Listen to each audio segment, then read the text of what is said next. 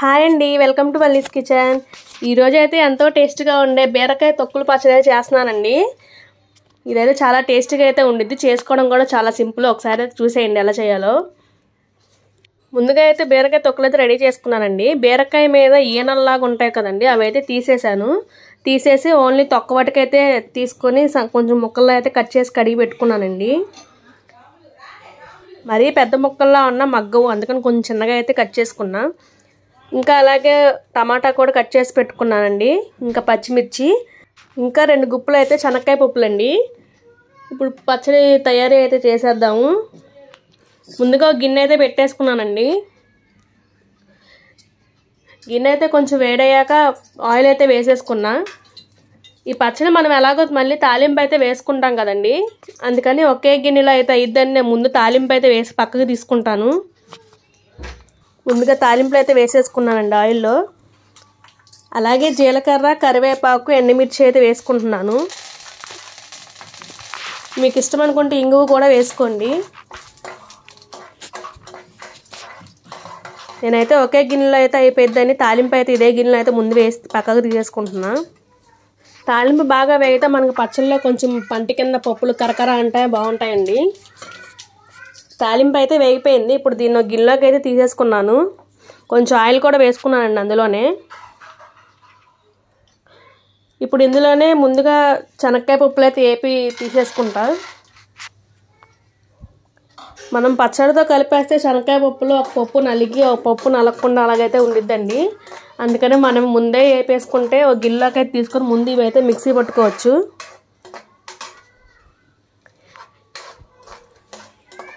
ఇవి కూడా బాగా వేగాలండి. వేగితేనే పచ్చడి రుచిగా అయితే ఉండిద్ది. పచ్చిపప్పు అంత టేస్ట్ అనిపించదు. ఇవి కూడా బాగా చిటపట అనేదాకా అయితే వేపుకోవాలి.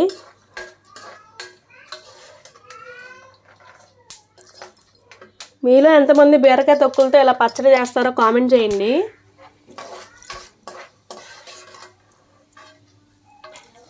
ఇవైతే వేగిపోయినాయండి. ఇప్పుడు మిక్సీ జార్లో అయితే వేసేసుకుంటున్నా. మొత్తం అయితే తీసి వేసేసుకున్నానండి. ఇంక ఇదే నూనెలో పచ్చిమిర్చి అయితే వేసేసుకుంటున్నాను పచ్చడికి.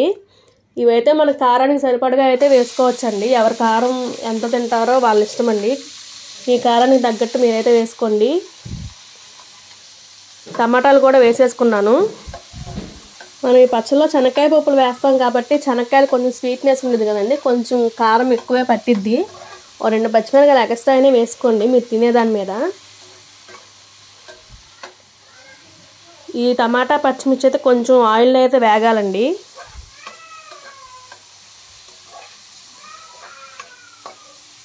ఇవైతే కొంచెం వేగిన తర్వాత మనం కట్ చేసి పెట్టుకున్న బీరకాయ తొక్కలు అయితే వేసేసుకుందాం ఇందులో. బీరకాయ కూర మనం ఎంత వండినా కనబడదండి. 1 కేజీ బీరకాయల కూర వండినా మనకు ఒక చిన్న గిన్నె కూర వేయిద్ది. అసలు అది కూర ఎక్కువ అవ్వదు, ఒదిగా అవ్వదు. ఆ టైంలో మనం ఇలా బీరకాయ తొక్కుతో పచ్చడి అలాంటివి చేసుకుంటే కొంచెం మనకి కర్రీ అయితే సేవ్ అయిద్దండి. ఇది కొంచెం అది కొంచెం వేసుకున్నది శుభ్రంగా తినచ్చు.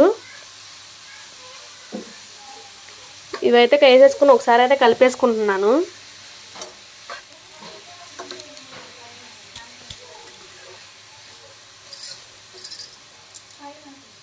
సరే కలిపేసుకొని ఒక 5 నిమిషాలు సిమ్లో అయితే పెట్టుకొని మూత పెట్టుకుంటున్నానండి. ఇప్పుడు టమాటాలో నుంచి కొంచెం వాటర్ అయితే వచ్చింది కదా, మనకు ఆ వాటర్తోనే ఈ తొక్కు అదంతా అయితే మగ్గిపోయిద్ది. ఒక 5 నిమిషాల తర్వాత అయితే ఒకసారి తీసి కలిపేసుకుంటున్నాను. ఇది ఇంకా చాలా వేగాలండి.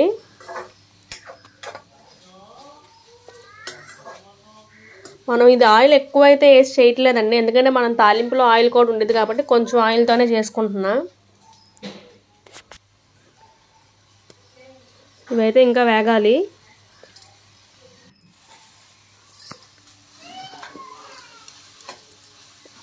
మనం పెద్ద మంట పెట్టుకుని అక్కడే ఉండి కలుపుకుంటూ ఉంటే తొందరగా అయితే అయిపోయిద్దండి.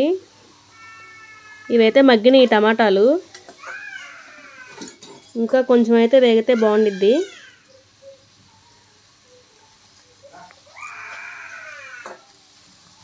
వల్లీస్ కిచెన్ని సబ్స్క్రైబ్ చేసిన వాళ్ళందరికీ చాలా థ్యాంక్స్ అండి. అలాగే అందరూ సబ్స్క్రైబ్ కూడా చేసుకోండి.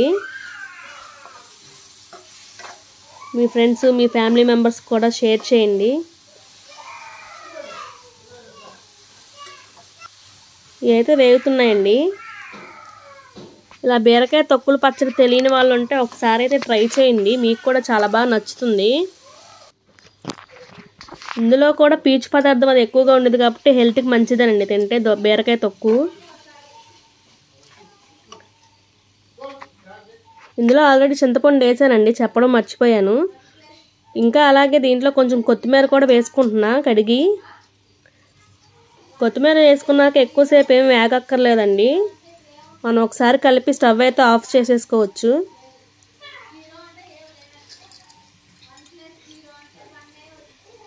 మీకు కొత్తిమీర ఫ్లేవర్ ఎక్కువగా కావాలనుకుంటే ఇలాగా వేగేటప్పుడు కాకుండా పచ్చడి మిక్సీ పట్టేటప్పుడు అయితే కొంచెం వేసుకోండి, అప్పుడు కూడా బాగుండిద్ది వేసుకుంటే.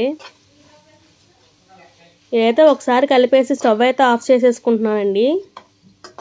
మనకు పచ్చడి అయితే మగ్గిపోయింది. మనం పొయ్యి దగ్గర ఉండి చేసుకుంటే చాలా స్పీడ్గా అయితే అయిపోయిద్దండి, హై ఫ్లేమ్లో పెట్టి కలుపుకుంటూ చేసుకుంటే మాడకుండా. పచ్చడి అయితే అయిపోయింది కదండి. ఇప్పుడు ఇది కొంచెం చల్లారాక అయితే దీన్ని మిక్సీ అయితే పట్టుకోవాలి. ఒక 5 minutesలో చల్లారిపోయిద్దండి.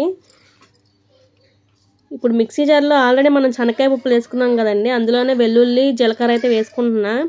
వెల్లుల్లి ఇష్టంగా తినే వాళ్ళు అయితే తాలింపులో కూడా వేసుకోండి. అందులోనే ఇప్పుడు పచ్చిమిర్చి అయితే వేసుకుంటున్నానండి. మొత్తం పచ్చిమిర్చి అయితే మిక్సీ జార్లో అయితే వేసేసుకుంటున్నాను. అలాగే చింతపండు కూడా వేసేసుకుంటానండి. మనకి పచ్చిమిర్చి శనక్కాయ పప్పులు చింతపండు అయితే కొంచెం మెత్తగా అయితే గ్రైండ్ చేసుకోవాలి. మిగిలిన అది బీరకాయ అదంతా అయితే కొంచెం కచ్చాపచ్చాగా అయితే చేసుకోవాలండి. చింతపండు ముందేసుకోవడం వల్ల మనకి పచ్చట్లో అయితే తగలకుండా ఉండిద్ది. ఒక్కోసారి అది పక్కకి వెళ్ళిపోయి మిక్సీ జార్లో అలాగా ఒక్కలకే ముద్దలాగైతే పడిద్దండి. మనం ఇలా ముందే వేసుకోవడం వల్ల అయితే అది కూడా గ్రైండ్ అయిపోయిద్ది మెత్తగా. మొత్తం అయితే వేసేసుకున్నానండి. ఇప్పుడు దీన్ని మిక్సీ అయితే పట్టేసుకుంటాను. ఇంకా ఒక చేత్తో వీడియో ఒక చేత్తో ఇలాగైతే చేస్తున్నాను కదండి, అందుకని కుదరట్లేదు.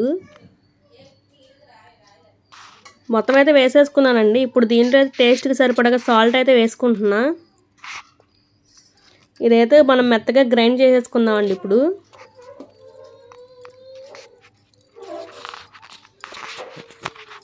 ఇప్పుడు ఇందులో శనక్కాయ పప్పులతో మనం గ్రైండ్ చేస్తాం కాబట్టి మెత్తగా గ్రైండ్ అవ్వదండి, వాటర్ ఏమి ఉండదు కదా.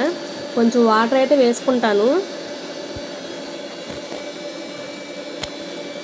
ఇలా వాటర్ వేసుకోవడం ఇష్టం లేని వాళ్ళైతే మనం చింతపండు వేస్తాం కదండి, అదైతే పక్కన ఒక గిన్నెలో అయితే కొంచెం నీళ్ళు పోసి నానబెట్టుకోండి. ఆ వాటర్ బదులు ఆ చింతపండు నీళ్ళు అయితే వేసి గ్రైండ్ చేసుకోవచ్చు. ఇదైతే కొంచెం వాటర్ అయితే వేసి గ్రైండ్ చేసుకుంటున్నానండి మెత్తగా.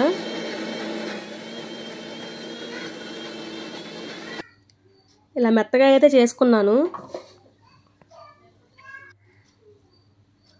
మొత్తం పప్పులన్నీ మెత్తగా ఇలా అయితే పేస్ట్ అయితే చేసుకున్నానండి. ఇప్పుడు ఇందులో మనం మిగిలిన మిశ్రమాన్ని అయితే వేసేసుకుందాం. టమాటా బీరకాయ తొక్కులు మొత్తం అయితే వేసేసుకుంటున్నా.